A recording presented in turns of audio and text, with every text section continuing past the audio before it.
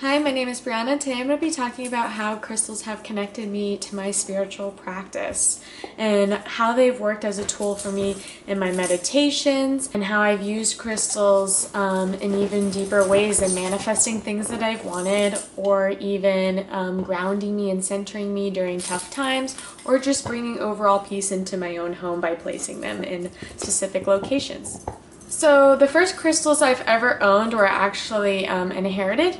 My brother had a big crystal collection as a kid, and when he moved out to his own place, I actually received a lot of them. And his collection was really amazing. They were like nice, big, authentic crystals. And I just was drawn to them right away. I was like, Mom, when she brought them out of the box, can I have those? Like, can I bring them into my room? I didn't really know that they held energy. I didn't know what their purpose was in a spiritual sense. I just was really attracted to them, which makes sense because crystals are energy and so are we. So for us to be attracted to each other just makes complete sense. Also, they're just very beautiful, so no wonder why they make us feel good. So the first thing I did with my crystals was just place them in my room. I had no idea where that they should be placed at this point in my life. I just was placing them around spaces that I liked and was trying to be aesthetically pleasing. But as I've tapped more into spirituality and I've done a lot more research and have read more books, I've realized that crystals really help in feng shui. There are crystals for the bedroom, crystals for living room, crystals for the kitchen, all which have to do with different things that you do in those spaces. Obviously in your bedroom where you sleep, you don't want the energy to be super high and like very talkative or loud or noisy. That's more for a place where people communicate and discuss, which would be possibly at a kitchen table. Different from a living room where you might work or where you might express ideas with people or you become very creative. That's where I do my work, in the living room. Different from the bedroom where it's more of a relaxing space, a place for sleep, a place to express love with your partner, anything like that. At the beginning, I just had crystals in my room for fun, but then as I grew and I learned where to actually place them. When I started stepping more into my spiritual practices, I began meditating in the traditional sense of just sitting and trying to release thoughts and fears and anxieties. When I did that, I didn't know that this was a good thing or not. I just felt called to hold a crystal in my hand. I started to know that crystals could be used for spiritual practices. I didn't really know how or what to do with them, so I just simply held them in the hand, and that's what it turns out that you should do, is just hold them in your hand. You can hold them to different chakra points. Sometimes I hold them to my forehead, sometimes I hold them to my chest, sometimes in my stomach when I'm meditating and I really want to bring a certain energy to that place. There are different crystals for the chakra regions. Amethyst for the crown. They actually align with the colors. So if you're wondering which crystal is for what chakra, it's probably the same color of the chakra that you're looking for. The third way I started bringing crystals into my practice was actually by wearing them. So I would go to a lot of craft fairs and stuff, and a lot of these fairs, they would have handmade jewelry and things. I was always really attracted to the handmade jewelry that included gemstones or precious stones or crystals. If I try to remember, I think some of the first crystal jewelry I brought was like turquoise or clear quartz, or my birthstone. Crystals also align with astrology, so if you want, you can look up what crystal it is for your birthstone. Mine is ruby, so I always used to really enjoy buying ruby jewelry. That's kind of like the more just intuitive way, but if you really wanted to focus on the crystals in your practice, I would really look up their intention, think of the intention as you're holding them, meditate with them, think about them, and really try to connect with them. For me in the beginning, like I said, I was just kind of just sitting there allowing them to do the work, but now I'm starting to work more with them, and with that have gained more insight and have been able to manifest, I think, a little bit easier. I'm not a complete pro yet. Some things that I've recently started to do with crystals that are new to me and which are really exciting, I would also like to share with you. When you start to practice with crystals more and more and bring them into your practice for a longer period of time, you might find that the energies possibly start to fade away, or they don't work as instantly as before, or you feel less connected. This can mean that your crystals need a cleanse. Now, I had no idea that crystals needed a bath or a cleanse, just like we do. Crystals are very similar to humans in a way. They like to be talked to, they like to be loved, they like to be cleaned. So a really great way to clear your crystals is through different senses. So putting them into a salt bath to make them feel better, playing megahertz music, a meditation playlist could do that for you too.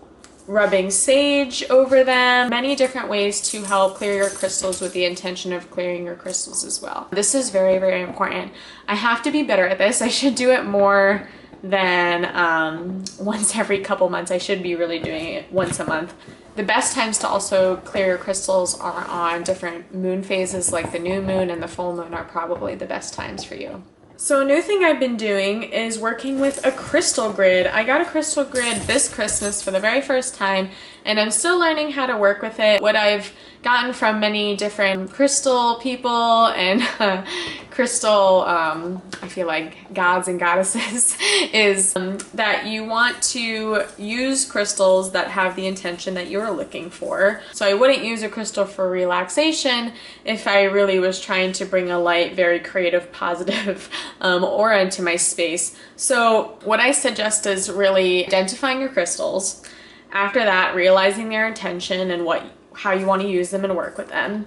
Then what you want to do is buy a crystal grid, or you can make your own crystal grid, honestly. I've seen many people make a crystal grid or not even use the grid and just place the crystals in the geometric shape. I decided to buy one just because I just like more hippy-dippy stuff in my house, but that's me. And mine has different points on it. So what I did was place the crystals of the attention I'm trying to attract in those points. And then to activate them, you can do a few things. You can work with music. You can work with light, like candles. You can work with another crystal. I saw an Energy Mused, a way to activate your crystal grid was to place your crystals in the points and then use another clear crystal point to then activating them by doing kind of this motion of going back and forth between all the crystals and then going from the outside inward. I have a video of that I can insert. Lift a voice and spirits calling. You have love. Another way, which I didn't do this time, but I might do in the future, is write a note of intention and placing that in or underneath your crystal grid. That could also help activate it too. I got so many clear messages for this full moon than I have any other full moon in my whole life. And I've been doing many full moon rituals for a long time. How many full moons in a year? 12. So that times 5 years is a lot of rituals. And this one definitely felt a lot more different energetically. And I definitely have to think that that has to do with the crystals and the types of meditations I've been doing. Sorry, my dog loves to chew her bone during these videos, and I don't know what to give her that will satisfy her needs. She just always wants like the hardest, loudest bone to chew during this time. I'm trying to give her this rubber one, but she's just like, nah, fam, I much prefer this one. And I'm just like, oh, sis, could you not right now? But she's not having it. I'm just gonna let her vibe. I'm sorry, guys. Eventually we'll get there.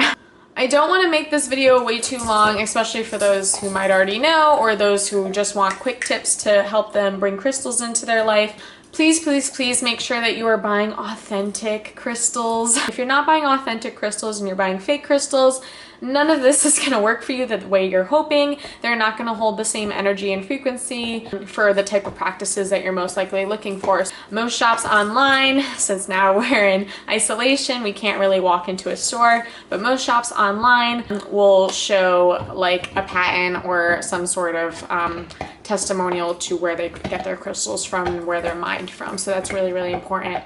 When we do get back to exploring the outside world again, I really think that it's important that you go to a shop that sells crystals and to pick them out yourselves. Sometimes when I'm looking for crystals, I do have an intention of a crystal that I need at that time, depending on like what's going on that month or year.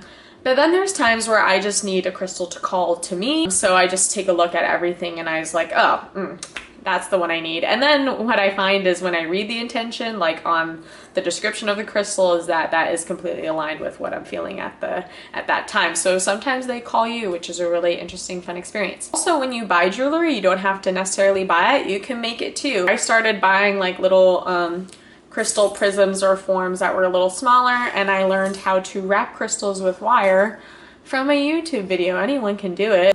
If Michaels is still selling tools online, I'd pick some up, or on Amazon, and go to town making some crystal jewelry, because I have a few pieces that I have bought and worn and love. Today I'm wearing some mala jewelry used for meditation. This is snow quartz and solidite, used for creativity and to tap into intuitive powers more. I like to use this during meditations and if I decide to read for people. And I've really enjoyed having this too. Oh, and it also has like a really beautiful crystal quartz on the end. I got this from Etsy because I'm trying to support some more small businesses. My Amazon addiction has really needed to take a back seat, and I need to support more small businesses that align with my morals. So yeah, if this is helpful for you in any way, leave a comment or a like. I have a blog. It's called BriannaJolie.com, where I talk about holistic experiences, mindful travel, ways to tap into yourself, find your own spiritual practice, and different things to help you out. I also do free tarot card readings at the moment during this time. Also trying to practice and experience and explore tarot a little bit more. And the more I practice on people, the better I get. So if you're one of those people who want to try that out, check my links on my Instagram, which is @BriannaJolie. Hope you have an awesome, awesome day.